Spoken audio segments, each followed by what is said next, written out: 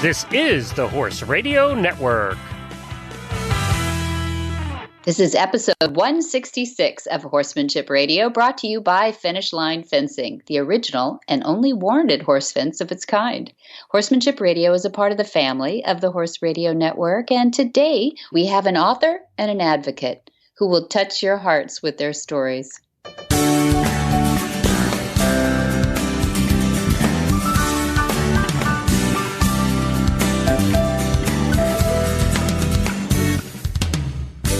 This is Debbie Laux, and you're listening to the Horsemanship Radio.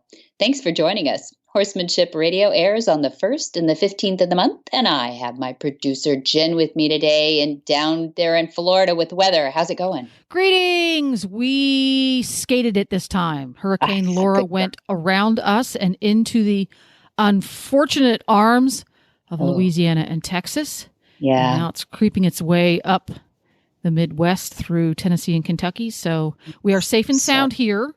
Good. Yeah. I'm glad. I'm sorry for everybody else who got swept up in that. And we have California fires going crazy. And so, yeah, the world, 2020. That's been a joke. Yeah, been a big joke. But if the Encyclopedia Britannica still exists, the year you're listening to this podcast, there's going to be an entire volume just for the year 2020. Yeah.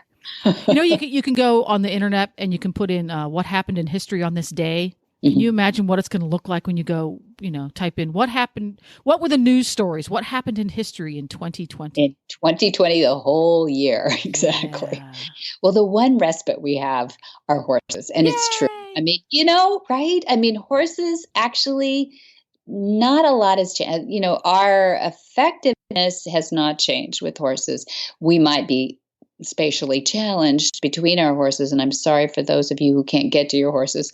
But for those who have been able to remain with our horses, I think we have a new appreciation for the time we can spend with them. In fact, we may have more time that we can spend with them in 2020 because of the pandemic. But I wouldn't wish it to do all over again. Ever on anyone, never. No.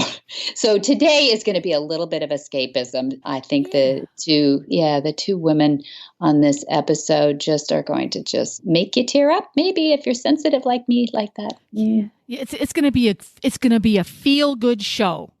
Yeah. Yes. I think so. I think you'll appreciate these ladies. Yeah. They just touched my heart. They really did. Yeah. And we're going to listen to our first guest, who is Susan Friedland, right after we hear from our title sponsor. Couldn't do this without them, Finishline Fencing. Well, I'm here again with Kim and Lisa, and we're talking about Finishline Fencing because I get a lot of questions from people who are trying to put up one thing or another, and they know now about Finishline Fence and your product. But here's some of the questions that I get, or at least one biggie. What's the difference between Finishline Fencing, the original, and Finishline XL?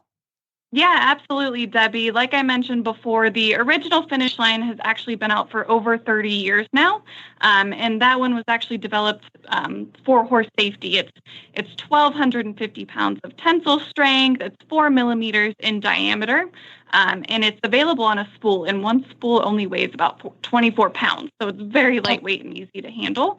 XL, on the other hand, has been out for a few years now. It is 1,850 pounds of tensile strength, 5 millimeters in diameter, and it really just adds to the visibility, that thicker diameter to it. So that's the main feature of that, is so that you can see it a little bit more from a distance, aesthetically, or for visibility for the animals? Yes, that was one of the main reasons. And actually it was an answer. We came up with this because a lot of our customers keep their cattle and the horses together. So we needed to come up with a solution for them. So we needed something a little higher tensile strength. So by increasing the diameter, which gave you the beautiful line to look at and more visibility, it also gave you that added tensile strength. So that way the horses and cattle, when they were worried about maybe it not being strong enough at 1250, the original. So a lot of people, we came out with this, and it's actually very popular. Still very economical, and it's really in high demand right now. Put it this way, 30 years ago, we used to sell about 1% black. Now it's about 90% black. And I think it's more of a trend in style. If you've got both the colors available, they should counsel with you on what's going to be the best look and the best safety for their horses for their particular region. I imagine green backgrounds versus sandy Arizona backgrounds, might make the difference. Thanks for sharing all that too. So where do people find you? How do they get a hold of you? So there are a few different ways that you can reach us. We do have a website. It's finishlinefence.com. Our Facebook page is Finishline Fence, or you can give us a call at 877-625-6100. You can order online. We have a full shop on our website.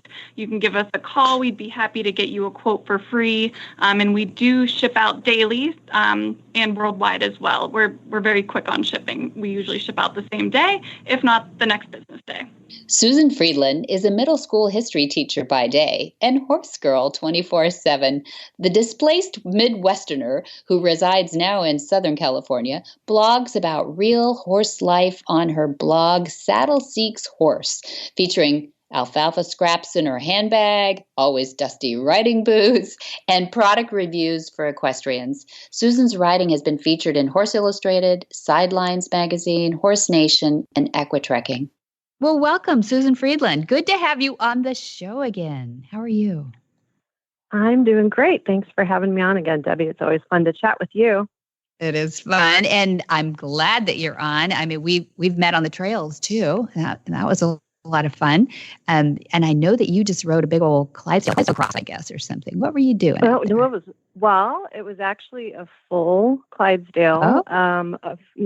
So I was so inspired after a ride that you and I got to do with some other fun horse girls earlier this year that I kind of wanted to go back up to Central Coast California area. And I had heard rumors that there was a ranch that had Clydesdales that you could do a trail ride on and you could see ocean views. This is in Cambria. Mm-hmm. So a friend and I went up there and had a very memorable trail ride experience on a beautiful ranch with some 18-hand new friends, and they were 3-year-olds, which really? I don't know that I've ever ridden a 3-year-old, and they were perfect. Wow. Out on a trail ride too. Look at that, right? Yes. Yeah. Amazing. Was it a day trip? Well, we kind of, yes and no. We both live in the Los Angeles area. So we drove up. It was about a 3.5-hour ride to the hotel where we stayed. And then the Covell Ranch was like about a 45-minute drive from the hotel in Paso. Yeah. So it was, then we kind of actually took some time and went up to the beach where the elephant seals are, and then drove back to LA, kind of shedding a tear. Yeah, what a great trip. I'm so glad. You're such an adventurer. That's a lot of fun. And so I'm so glad that you wrote this book too. I wanted to have you on because you did write a book, and I love how your brain works, and it's a lot of fun, and you're very eloquent. But you really tackled a big subject here. But I read the outside of it first. It's called Strands of Hope, How to Grieve the Loss of a Horse. And I thought, wow, okay, that's a big subject to tackle. But the book is really digestible. And it says at the bottom, advice and stories to help you heal. And I thought, wow, is she going to come at this like a psychologist or my grandma holding my hand through something? Or how does it come across? It didn't at all, actually. It came across like talking to a girlfriend. I love that. Was that your intent? I'm so glad you said that. That makes my heart very happy, because that was my intent. Because the idea for the book came about because I had a blog post several years ago about the subject of how to grieve when you lose a horse. And I would get a lot of traffic on that, and even have people send me personal emails, hey, I had one mom from South Africa reach out to me, and that kind of blew my mind, that something that I wrote that was so personal and intimate really touched the heart of a mom and a adolescent girl who unexpectedly lost a pony. So that planted the seed of the idea to write the book. So I resisted for a while because I thought, I'm not really an expert.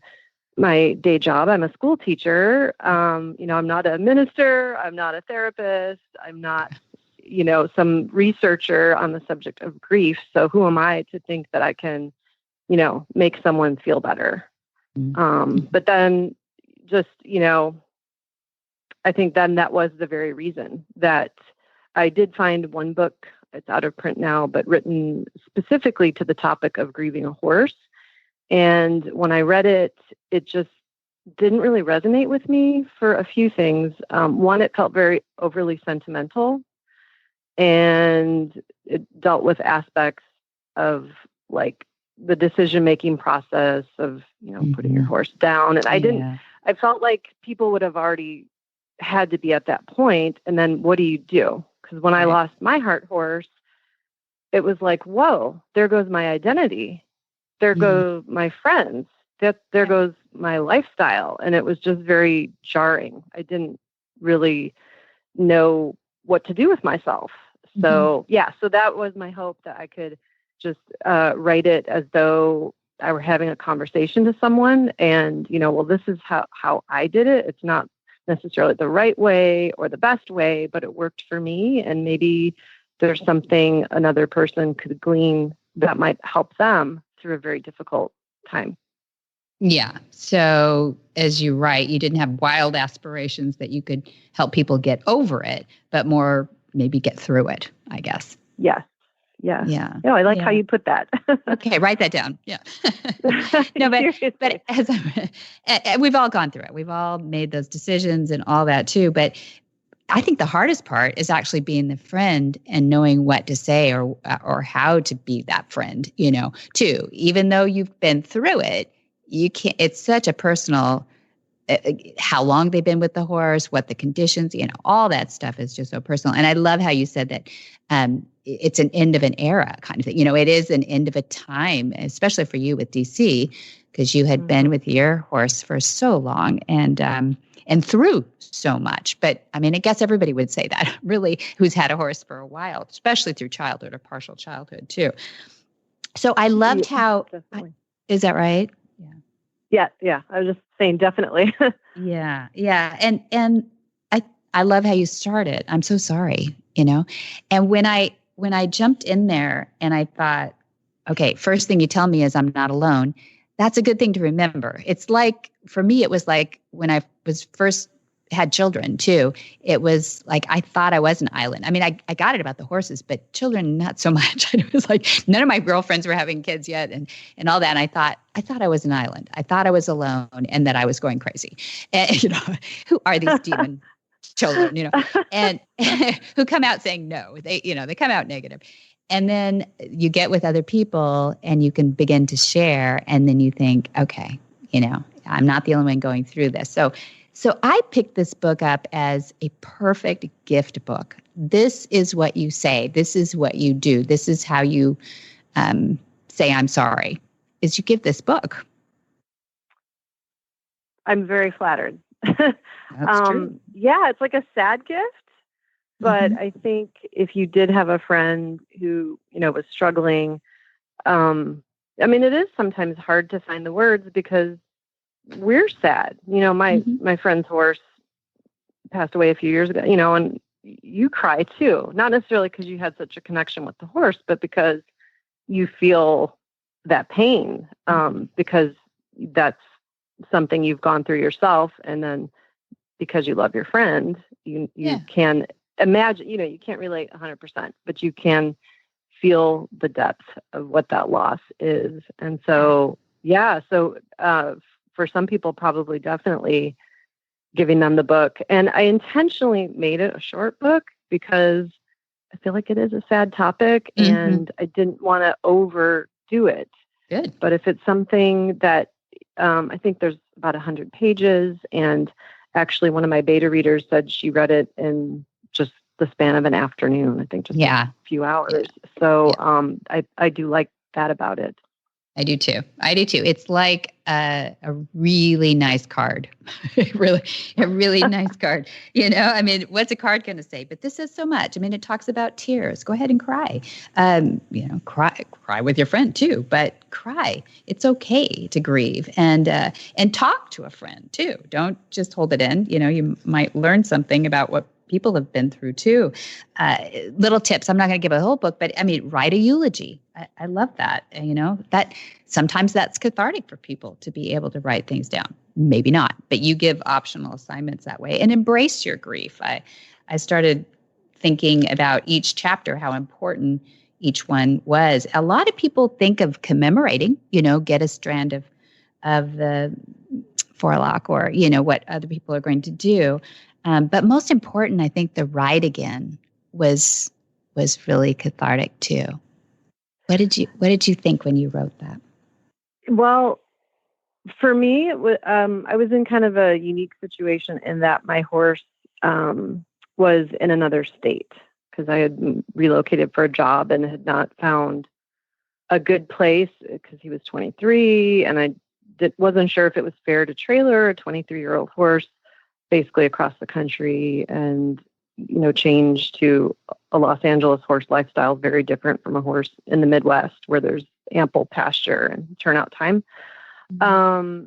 So even though I wasn't seeing him on a daily basis during, the months and couple years leading up to his death, it was the highlight of every time I had a weekend away or, was able to connect with him and ride. And so, for me, it was kind of isolating, in that I hadn't really been able to penetrate equestrian culture at that time in my I was living in Orange County at the time and just felt like I didn't really know where to start. And I feel like when you own a horse, it gives you perfect connections to get to know other horse people.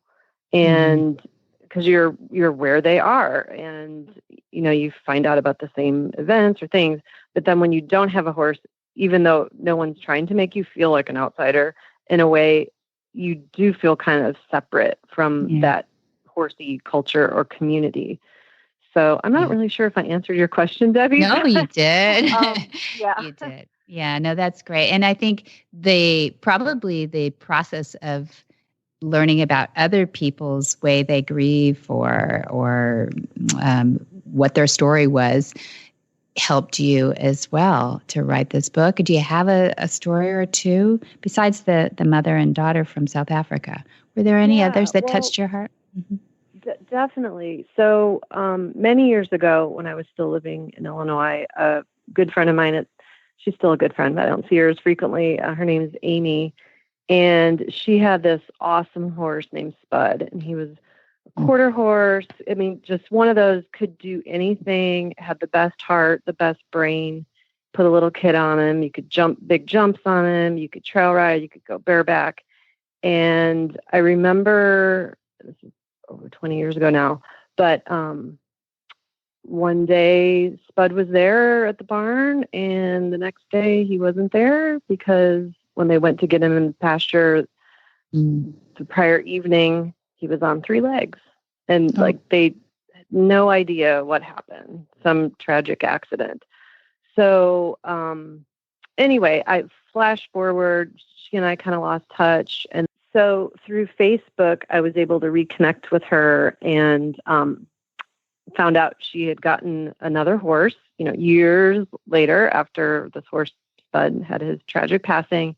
And he was an older Appaloosa and kind of ornery, but she loved him. And she strategically wanted him because she never had the chance to retire Spud and let him live the life of leisure. And so she was excited that she had this older horse that she could look forward to retiring. Well, flash forward a few more years, he died of colic, and that didn't stop her. And so she got this new off-track thoroughbred. And what really impressed me about, over the years, kind of following Amy's stories with horses is she's like, you know what? I think every horse deserves to be a heart horse. So she loved Spud, couldn't imagine losing him. But then, her next horse, Manny, comes along and it's like not a replacement, obviously, but like a way to honor her previous horse. And so I just loved her spunky attitude and just, like when her horse Manny died, she didn't take a long time to, I'm not going to have a horse for years or whatever. She kind of right away started putting out feelers, and she knew she wanted to off-track thoroughbred. So just her kind of tenacity and loving horses was very inspirational to me. One of the people that I had a chance to interview in the book has a beautiful young imported warm blood, and she showed him, I believe, for like one season or maybe a season and a half jumpers, and then she found out he had some very rare type of, I believe it was a bone thing. And so she grieved also. Her horse was alive and well, but she really grieved that like this burgeoning career that they were going to have, in the jumper ring, was so cut short. And she's very much of the school, like it's, people would be like, well, are you going to get another jumper? It's like, well, he's part of my family now. And a lot of show people, of course they would figure out something to rehome or whatever, the horse that's had the injury. But I just really admired her as a horsewoman, that it's like this, is my horse. I love him. He's my responsibility. And the last time we spoke, I know he can still be ridden, but just not at the level that she was hoping and that they originally had. So she was trying to figure out like what is going to work for him, what is going to, keep him sound, keep him happy. And so even though she's a very ambitious and beautiful rider, competitive, she sees the animal and the importance there is the relationship. And so that's very inspiring. That's so wonderful. It is kind of counterintuitive in the professional world, but I think that's changing a little bit because they are becoming more a part of our family. Horses are, and people are starting to understand that it's responsibility too. It is kind of odd to think of them as a commodity as opposed to a part of our family. So I love that trend. And so you published it, self-published it. You've got it available on Amazon. How do people get a hold of it? Yes, it is self-published, and as of right now, it's on Amazon. It's in both a print book and an ebook. And so probably the easiest way to find it, if you are going straight to Amazon, is just type in Strands, like hair strands. Like on the cover is a picture of a tail, like keep tails of our favorite horses. Strands of Hope. And I did find there's soon to be released, I think, like a teenage romance novel called A Strand of Hope. So it's not that one. And my last name is You'll be Friedland. surprised. Yeah, that's not the horsey one. Susan Friedland. Yeah, Susan Friedland, spelled like Friedland. Or if they wanted to check out my blog, my website is Saddle Seeks Horse, saddleseekshorse.com. And then I have information about the book there. Like they can see the picture of it and click on it and that. Yeah, good. And people will love your blog as well. So I'm glad you mentioned that too, because that's how I found you originally, I think, through the American Horse Publications and your blog. And we met up in Arizona, I think, the first time. That's right. And I gotta see these Clydes up there in Cambria, which that's just about an hour north of the farm. So pretty fun. Yes. Yeah. Okay. You're planting the seed of an idea. That would be really amazing. Let's do it again. Okay, good. Yeah. Well, thanks for being on Horsemanship Radio. I really enjoyed having you again, Susan, and we're just waiting to see what you write up next. Oh, thanks, Debbie. Yeah, it's so fun to come on, and I always love chatting with you, and I appreciate the chance to tell the story of my book on grieving horse.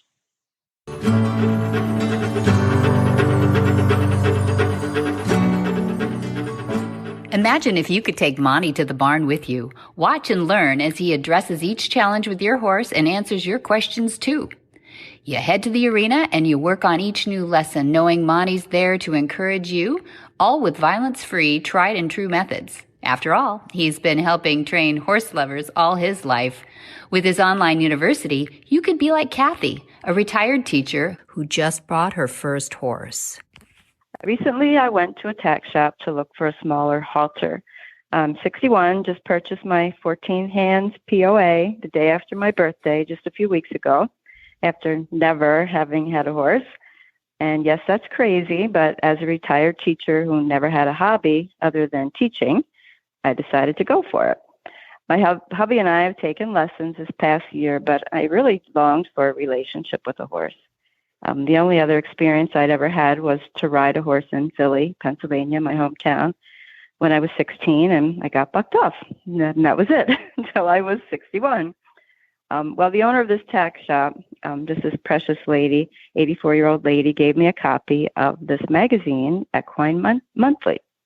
And the article I read in it was Horses Are Biofeedback Beings. And it was just so interesting. I really felt like I just found a pot of gold when I read it, because in it talked about Monty's online university and that I could have access to 575 videos for $10 a month. And before that, I was just searching YouTube for everything I could find. But truthfully, that's just a pain. I love that the uni videos are concise and they're in order. They have extra notes and a quiz. And I just can't thank you enough for the huge blessing of your online university. It really has changed my life, and I will never be the same. I've had my horse Jack now for 7 weeks, and thanks to the videos, I've done join up with him, and it really worked like a dream. I had to do it in an arena, but it still worked, thanks to Monty's lessons and the cues and the hand signals. The ability to watch the lessons over and over on demand is incredible. So I also want to thank you so very much for making the online university affordable for this retired teacher. Thank you so much for all that you do for everyone who really wants to love a horse. Kathy.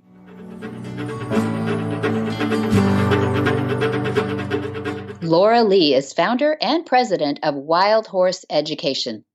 Leigh has a background in journalism and saw a real void in the information available to the public and the subsequent inability to address problems proactively. Leigh founded Wild Horse Education to take on that challenge and address long-standing issues head-on.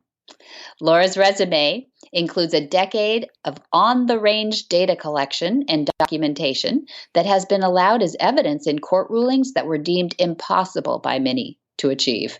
She took the Bureau of Land Management to court over inhumane treatment of wild horses at roundups. But her work is not limited to roundups. First Amendment cases brought access to roundups, and cases against inequity on range have stopped legally unjustified removals before they could begin. Well, welcome, Laura Leigh. You started something that we want to hear the background on, not just because we love horses, but because we love people who love horses. And the Wild Horse Education was created by you out of necessity. And I want to hear why that happened. Tell me about your horsey background. Well, I've had horses all my life. And, probably the first love of my life was a big Cleveland Bay when I was a child. And I never felt safer, just like many of your listeners, except when I was around that horse. And I would muck him in the morning and muck again at night. And I even fell asleep in his stall. And so I think at the right time in my life, my DNA was altered. And so, you always hear the horses, and I've had horses on and off all my life. And then, like what happens with many people, life doesn't always go according to plan. And mine's been a little rougher than most. And I lost everything, went through really bad divorce, and ended up homeless with nothing. Mm-hmm. And I went to see the wild horses because, they live in the land of things nobody wants. And I kind of felt an affinity. Mm-hmm. And I wanted to see the truth about what was going on. I mean, you hear, I would hear maybe once or twice a year about the roundups and about we still had wild horses. Mm-hmm. And I wanted to see what was going on. And I went to a roundup. And at my very first roundup, I watched an 8-month-old colt run until his feet began to slough off. And I made a promise to him that I would fight until we had a humane handling policy. But what I found when I started the fight was that there was a real deficit in the public about how to fight and what the process was. How were these wild horses? What's going on? And so often they would get lumped in with domestic horses. Yeah. When in truth, they're a public lands issue. And so that's why the name of the organization is Wild Horse Education, because the first thing you need as an advocate is information. Exactly. And I kept that promise to that cult as well. We now have a humane handling policy.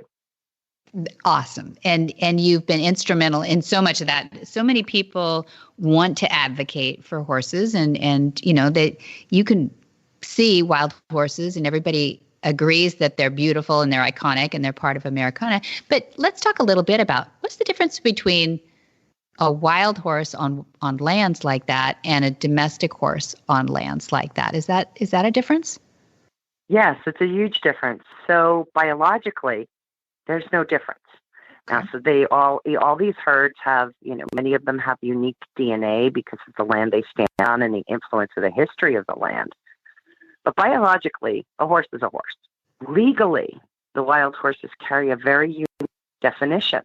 They are the only animal in our nation legally defined by the land they stand. So a wild horse standing on federal land that's protected by the Wild Free Roaming Horses and Burros Act is a wild horse under law. All of the rest of them are considered free roaming horses of different jurisdictions. So when we're talking about the wild horse, that's legal. That's a legal label of a free roaming horse on public land. And the rest of them are either feral or, you know, considered feral under law, you know, released domestics, or they're considered state property or tribal horses, or, you know, the words wild horse are actually a legal label. Isn't that fascinating? It is. It's not something I knew until I talked to you. And I thought that was probably something that if I don't know anybody who's maybe surfacely read a few things about wild horses and the BLM might not know that either. So I wanted to have you on to explore that a little bit and our way forward to that. How did that happen? How did it become a division between a definition of a wild horse and a feral horse, a domesticated horse out on wild lands? So a lot of people have seen that movie, The Misfits, with Marilyn Monroe and Mustanging. And so back when horses didn't have a jurisdiction, so to speak, they didn't have that label. You could go out and pull off a few horses off of federal land without any permit or anything and sell them for dog food, chicken feed, you know, or keep them for yourself.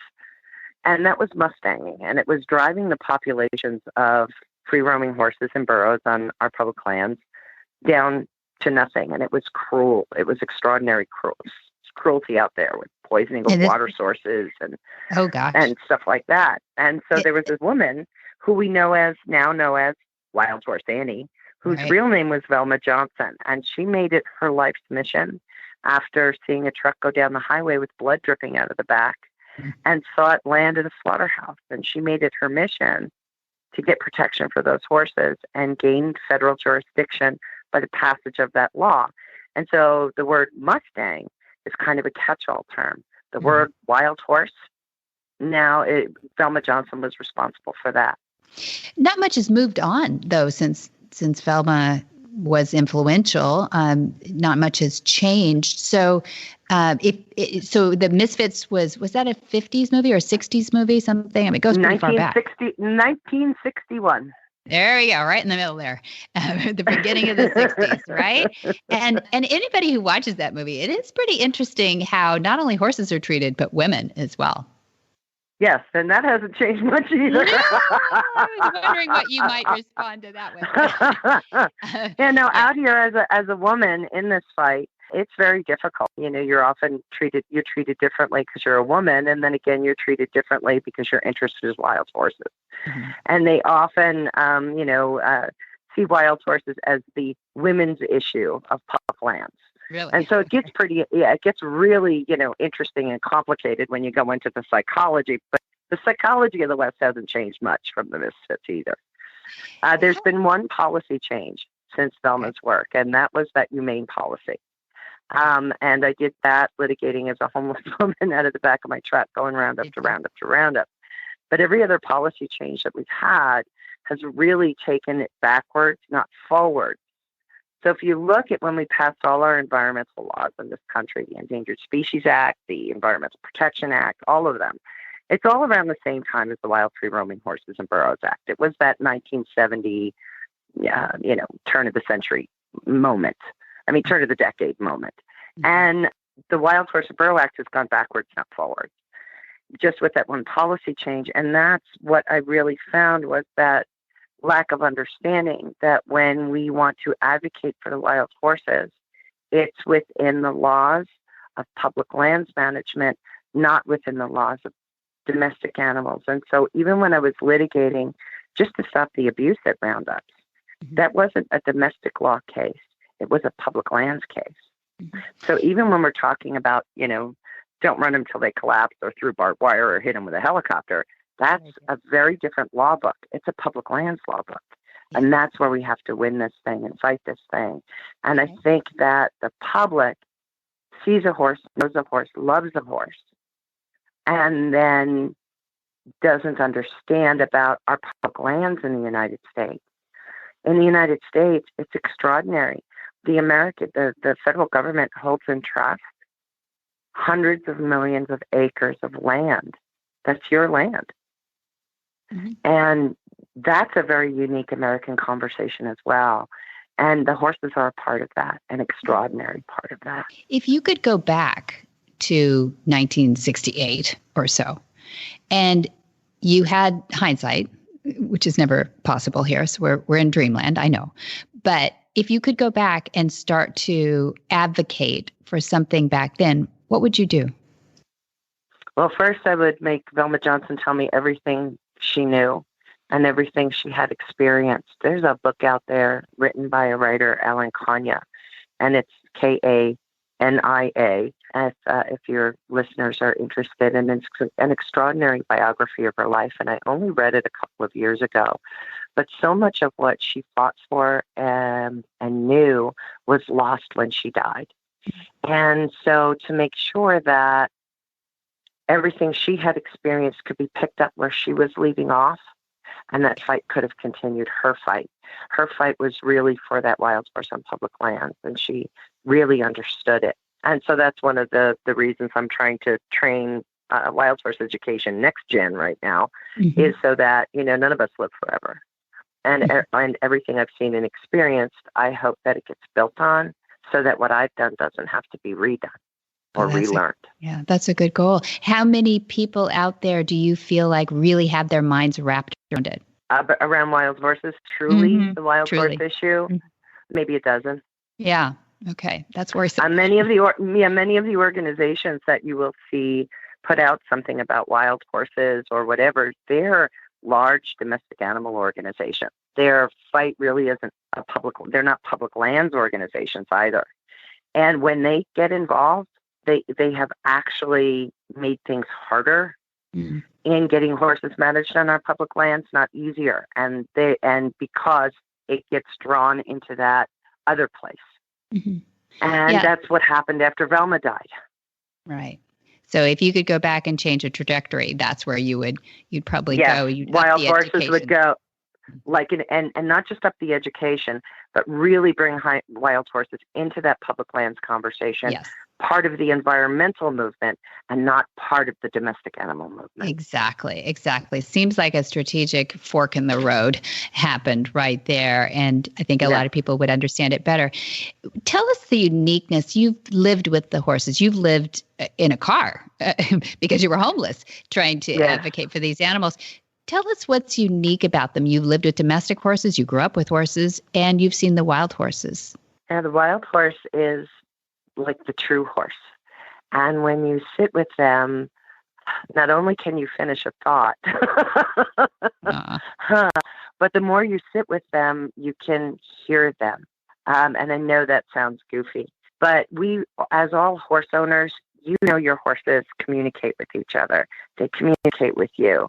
And when you sit with that wild horse, our wild horse can really lead you into their history, back to that land, back to that wild place. Instead of all of the things we put on the horse, you can really learn what the horse is, that band structure, and then how that band is part of the larger herd, and how they communicate and coexist, and then how they deal with their challenges in their environment.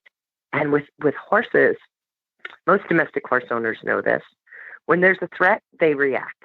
When the threat is gone, stop. Where people hold grudges and things get more complicated because you're lying about each other, you don't experience any of that sitting with a herd of wild horses. And I recommend everybody go do it. And do it before our public lands are gone, because the land that horse stands on, where it gets its legal identity, we're losing that land that horse stands on really fast. Mm-hmm. And that's what the horses need us to hear right now. Mm-hmm, mm-hmm. So the horses really are family out there. I mean, it's not just a band. It's not just a herd. They have a dynamic that we could learn from. Oh, and it's an extraordinary dynamic of loyalty and position. And I've seen horses rounded up. And then years later, people will try to reunite those families. And the joy these horses experience when they see that bandmate, that family member that they haven't seen in years. I can't even put it into words.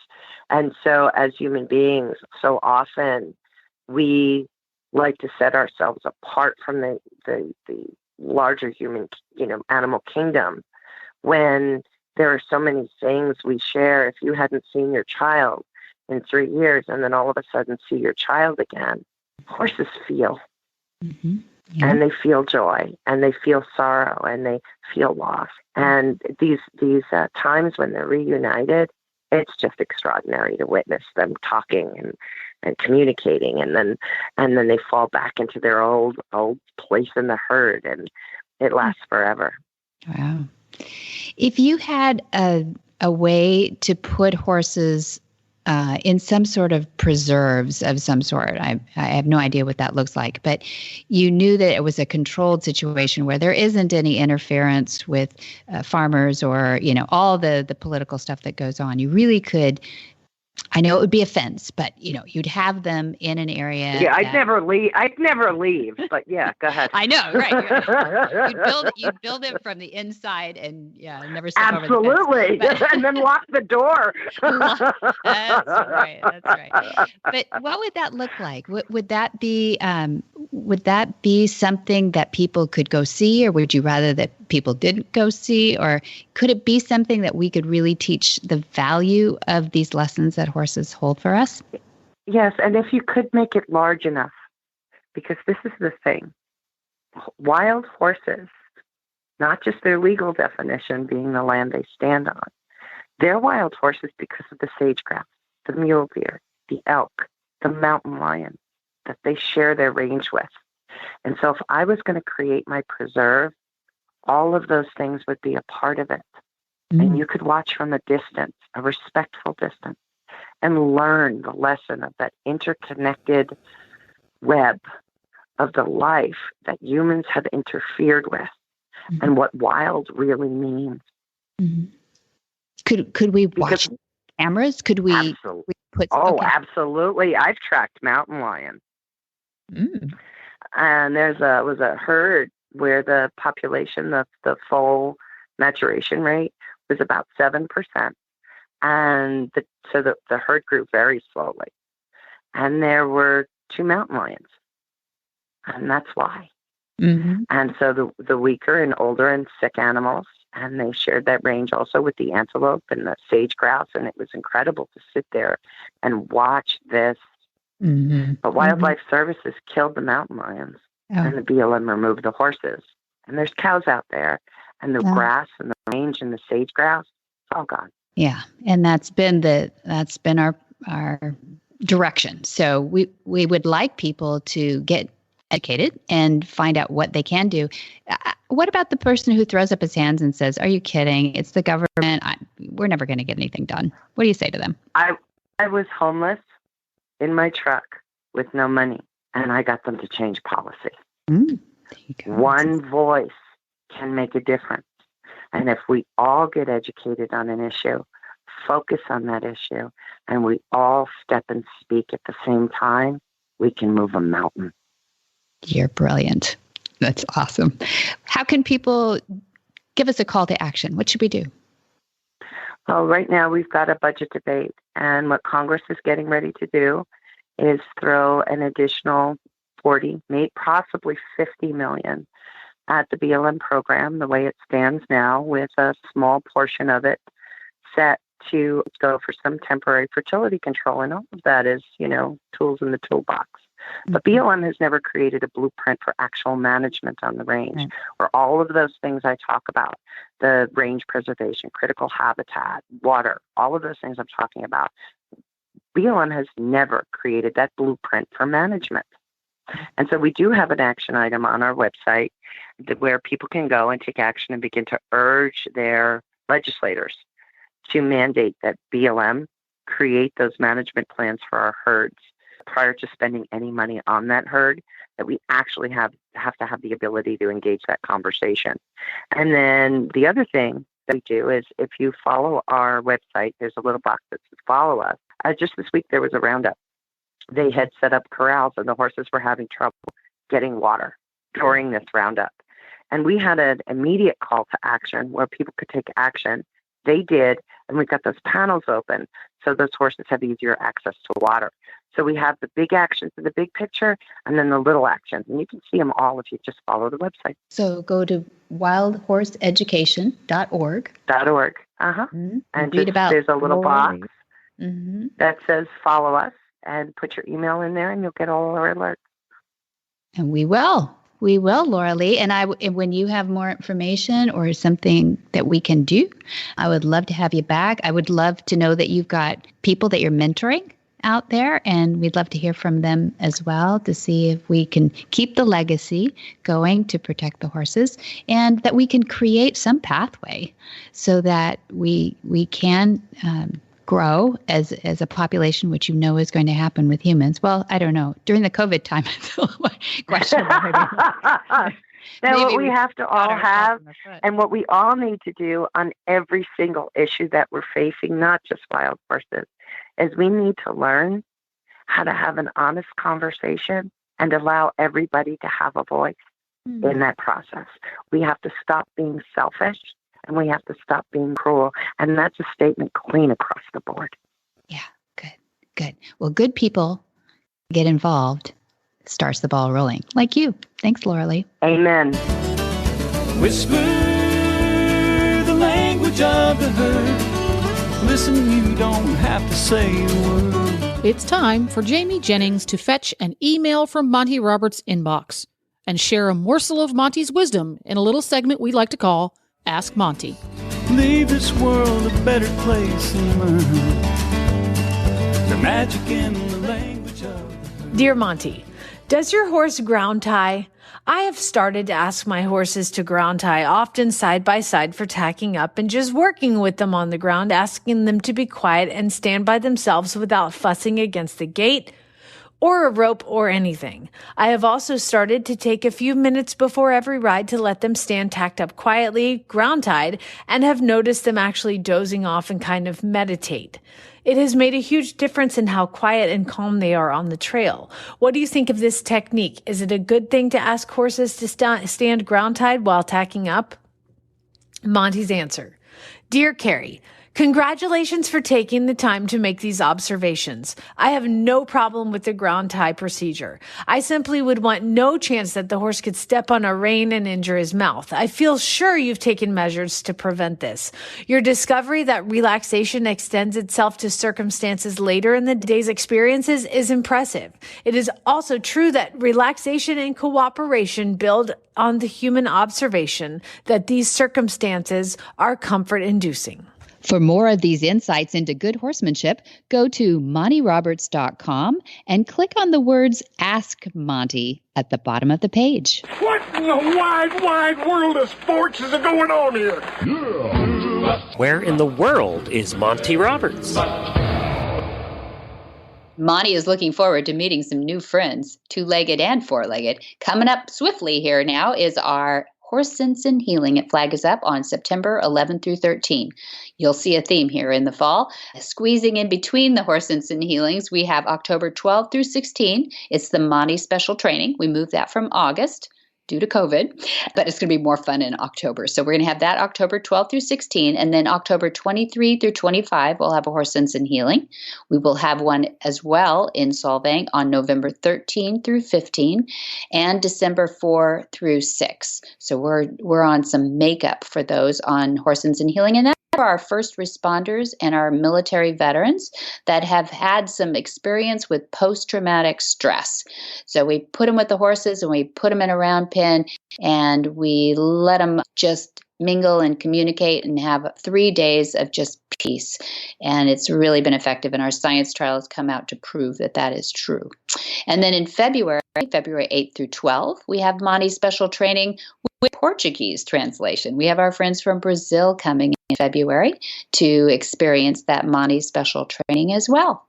All righty. For Monty's special training with Portuguese translation. So it is so if someone who speaks English comes, they're going to but it's in English and Portuguese, not just Portuguese. Monty is very much English. So his Portuguese is rougher than mine. So there you go. But do you have a pro on hand?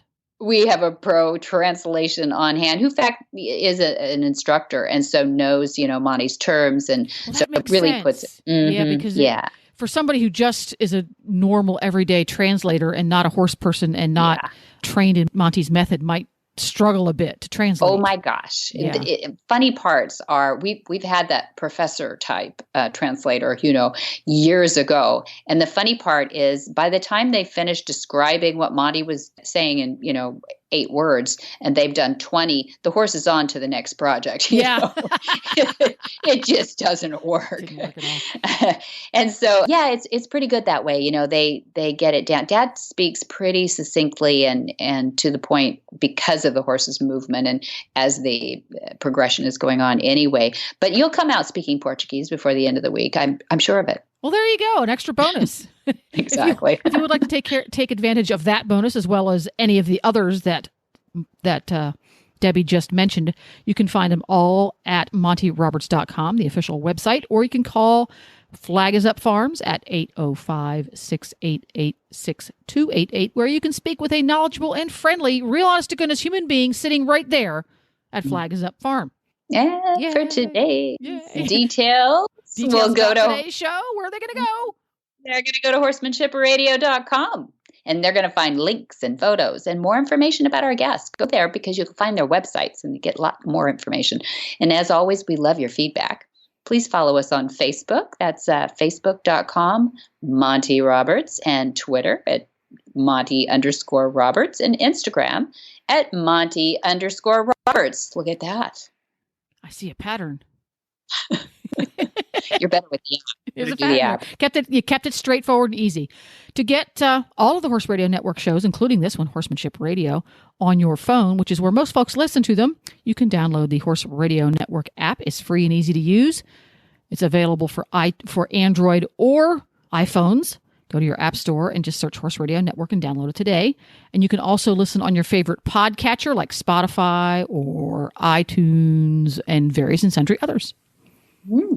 And many thanks to our sponsors for today's show. That's Finishline Fencing and MontyRobertsUniversity.com. Be sure to visit all the other great shows, too, on the Horse Radio Network at www.horseradionetwork.com.